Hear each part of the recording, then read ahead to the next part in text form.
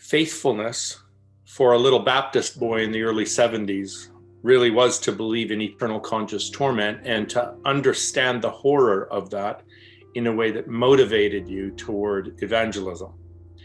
And so we didn't hardly think about God sending people to hell. It was more like he had sent us to rescue them from it. But when you just started to think about the implications of eternal fire and torture and how a good God fits into that, it first of all, you either think of it in cartoon versions so that you can handle the idea in a cartoonish way, or you take it seriously, which I did, my family did, and then it's truly traumatizing because I wasn't too worried that I'd go there, but I was definitely thinking about all these cousins that I love so much and that their blood was on my hands and they were going to go to the fire forever. Well, if you're told that's true and you believe that's true, then you're stuck. I left that mindset in a couple of stages. First stage was I came to conclude myself, God sends no one there and no one has to go there.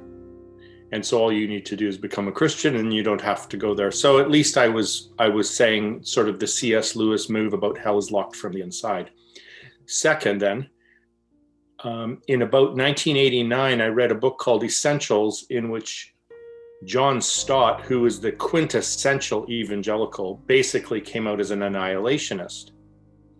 And what he did was he gave permission to a lot of us evangelicals to believe in annihilationism instead of eternal conscious torment. And then at least you're getting a just sentence. You know, you're not being tortured for billions of years for 80 years of unbelief. Now at least you're going to either be consumed in the fire on the great day of judgment, or you'll simply die and not come back. So he was an evangelical who his orthodoxy was not in question at all. So if he can believe that, I can believe that. And about the same time, Clark Pinnock in Canada was talking the same way, even in Christianity Today magazine. So I had two heroes within the faith that allowed me to make that next move. And then eventually I began to find people in the early church through the writings of Hans Urs von Balthasar, a Catholic dude who wrote Dare We Hope That All Men Be Saved.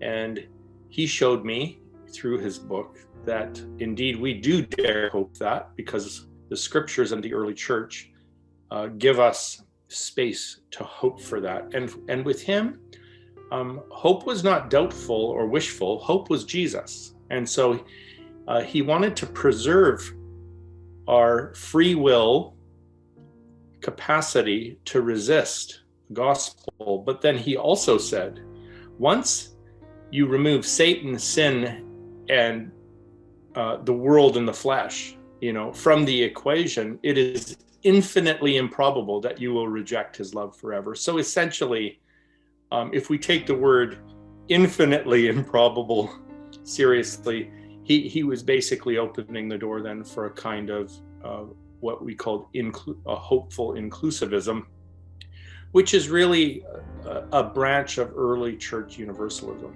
And so that was my journey. And so a lot of it was just out of the traumatized little boy into the possibilities that I could still be faithful and yet embrace hope for the salvation of all.